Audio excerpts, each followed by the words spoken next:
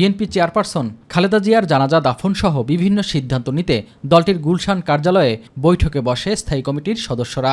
বিএনপির ভারপ্রাপ্ত চেয়ারম্যান তারেক রহমানের নেতৃত্বে অনুষ্ঠিত হয় এই বৈঠক শেষে গণমাধ্যমের সাথে কথা বলেন বিএনপি মহাসচিব মির্জা ফখরুল ইসলাম আলমগীর। তিনি জানান, বুধবার বেলা ২টায় সংসদ ভবনের দক্ষিণ প্লাজায় বেগম জিয়ার জানাজা শেষে সাবেক প্রেসিডেন্ট জিয়াউর রহমানের সমাধির পাশে তাকে সমাহিত করা হবে। জানাজা পড়াবেন আমাদের জাতীয় মসজিদের খতিব অর্থাৎ বাইতুল মুকাররমের খতিব। আর এই জানাজায় যে সঞ্চালন করবেন, পুরো বিষয়টাকে যিনি সঞ্চালন করবেন তিনি হচ্ছে আমাদের জাতীয় স্থায়ী কমিটির সদস্য জনাব নজরুল ইসলাম খান।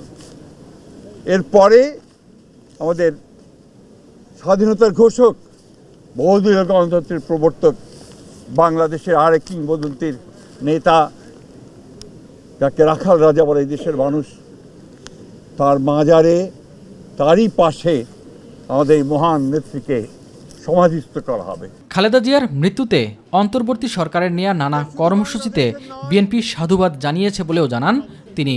সরকারের তরফ থেকে 3 দিন শোক দিবস ঘোষণা করা হয়েছে, আগামীকাল ছুটি ঘোষণা করা হয়েছে এবং আপনারা ইতিমধ্যে জানেন যে প্রধান উপদেষ্টা তিনি বাণী দিয়ে কথা বলেছেন, আপনাদের সামনে জাতির সামনে কথা বলেছেন এবং সেজন্য আমরা সর্বাত্মক সহযোগিতার জন্য আমরা সরকারকে ধন্যবাদ জানাচ্ছি। সেই সঙ্গে দলের পক্ষ থেকে আপনারা জানেন যে 7 দিনের শোক ঘোষণা করা হয়েছে।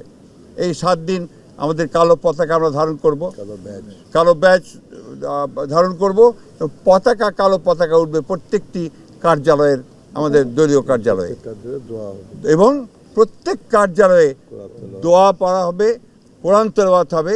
এই বিষয়গুলো আপনারা সবাই পালন করবেন। বেগম জিয়ার প্রয়াণ অপূরণীয় ক্ষতি উল্লেখ করে শোককে শক্তিতে রূপান্তরিত করার আহ্বান জানান বিএনপি মহাসচিব।